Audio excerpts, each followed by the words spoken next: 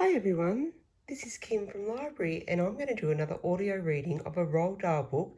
This time it's called The Magic Finger. So you're just going to be able to sit and listen to it as I read it. Okay, it's got some characters. It's got a girl. It's got Philip Gregg, William Gregg and Mr. and Mrs. Gregg. The Magic Finger by Roald Dahl. The farm next to ours is owned by Mr. and Mrs. Gregg. The Greggs have 2 children, both of them boys. Their names are Philip and William. Sometimes I go over to their farm to play with them. I am a girl and I'm 8 years old. Philip is also 8 years old. William is 3 years older. He is 10. What? Oh, all right then. He's 11. Last week something very funny happened to the Gregg family. I'm going to tell you about it as best as I can.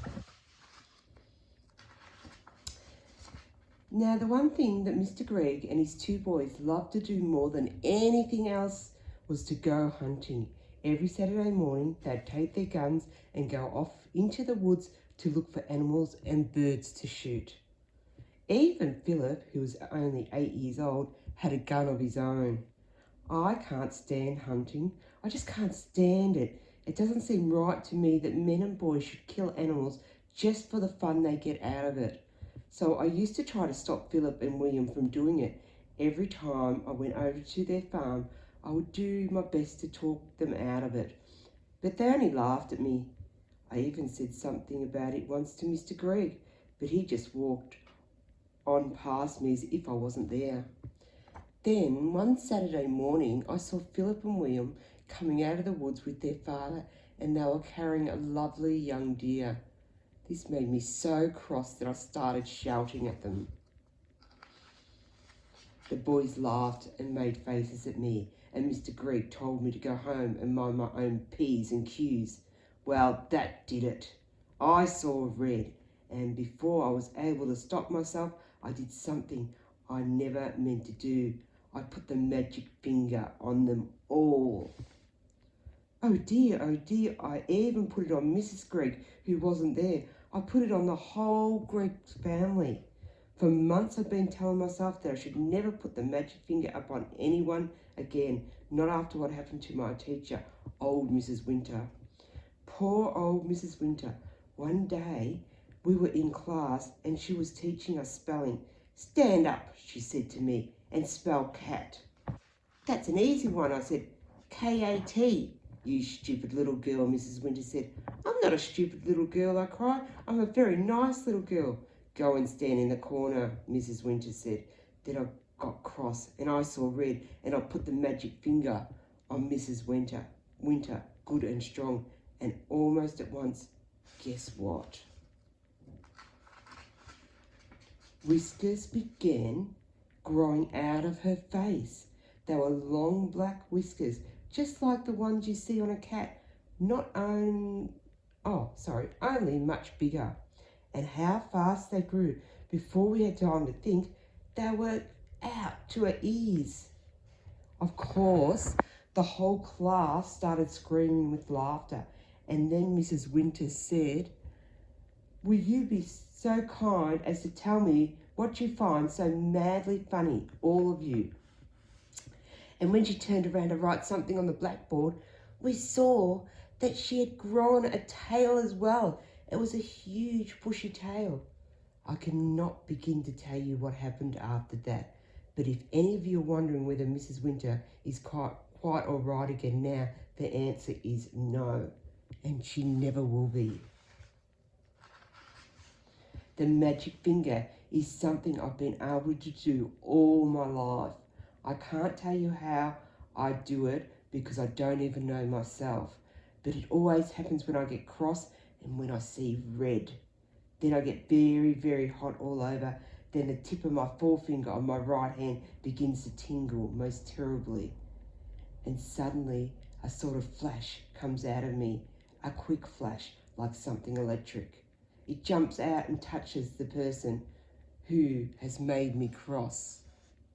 And after that, the magic finger is upon him or her and the things begin to happen.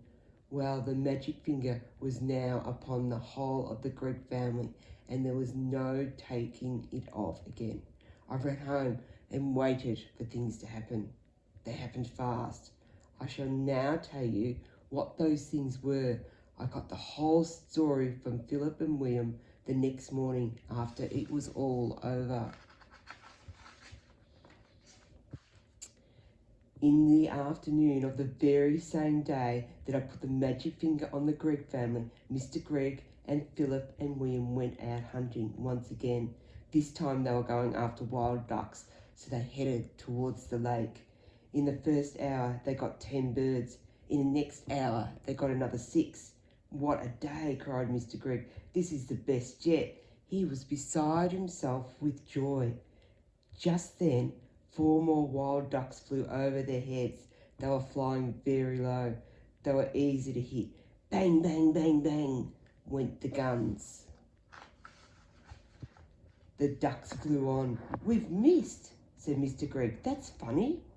Then, to everyone's surprise, the 4 ducks turned around and came flying right back to the guns. Hey, said Mr. Gregg, what on earth are they doing? They are really asking for it this time. He shot at them again, so did the boys, and again they all missed. Mr. Gregg got very red in the face. It's the light, he said. It's getting too dark to see them. Let's go home. So they started for home, carrying with them the 16 birds they'd shot before. But the 4 ducks would not leave them alone. They now began flying around and around the hunters as they walked away. Mr. Gregg did not like it one bit. Be off, he cried, and he shot at them many more times, but it was no good. He simply could not hit them. All the way home, those 4 ducks flew around in the sky above their heads, and nothing would make them go away. Late that night, after Philip and William had gone to bed, Mr. Gregg went outside to get some wood for the fire. He was crossing the yard when all at once he heard the call of a wild duck in the sky. He stopped and looked up. The night was very still. There was a thin yellow moon over the trees on the hill, and the sky was filled with stars. Then Mr. Gregg heard the noise of wings flying very low over his head, and he saw the 4 ducks again. It's the night sky, flying very close together. They were going around and around the house. Mr. Gregg forgot about the firewood and hurried back indoors. He was now quite afraid. He did not like what was going on, but he said nothing about it to Mrs. Gregg. All he said was, come on, let's go to bed. I feel tired. So they went to bed and to sleep. When morning came, Mr. Gregg was the first to wake up. He opened his eyes. He was about to put out a hand for his watch to see the time, but his hand wouldn't come out. That's funny, he said. Where's my hand? He lay still, wondering what was up. Maybe he'd hurt that hand in some way. He tried the other hand. That wouldn't come out either. He sat up. Then for a minute, he saw what he looked like. He gave a yell and jumped out of bed.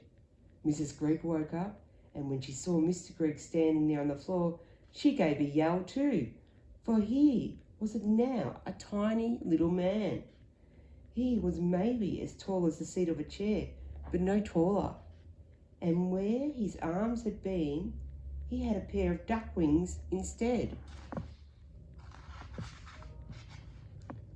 But, cried Mrs. Gregg, going purple in the face. My dear man, what's happened to you? What's happened to both of us, you mean? Shouted Mr. Gregg. It was Mrs. Gregg's turn now to jump out of bed. She ran to look at herself in the glass, but she was not tall enough to see it. She was even smaller than Mr. Gregg, and she too had got wings instead of arms. Oh, sobbed Mrs. Gregg. This is witch's work, cried Mr. Gregg, and both of them started running around the room, flapping their wings. A minute later, Philip and William burst in. The same thing had happened to them. And we might just stop there and do the next reading in the next part.